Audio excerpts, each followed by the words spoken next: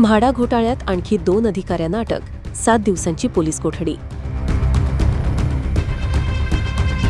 नाशिकच्या गाजत असलेल्या म्हाडा प्रकरणात सरकारवाडा पोलिसांनी आणखी मोठी कारवाई केली आहे. या प्रकरणात तहसील कार्यालयातील मंडळ अधिकारी दिलीप कचरू वामन आणि सेवानिवृत्त मंडळ अधिकारी श्याम एकनाथ बोरसे यांना अटक करण्यात आली आहे. पोलिसांच्या माहितीनुसार दोन्ही अधिकाऱ्यांनी भूमी अभिलेख कार्यालयातील बनावट मोजणी नकाशे, हिस्सा फॉर्म क्रमांक 412, गटबुक आणि इतर कागदपत्रांची योग्य पडताळणी न करता, तसेच काही प्रकरणांमध्ये तहसील कार्यालयाचा आदेश नसतानाही विकसक, जमीन मालक आणि गुंतवणूकदारांशी संगनमत करून 14 सर्वे गटांतील फेरफार नोंदी मंजूर व प्रमाणित केल्याचा आरोप आहे.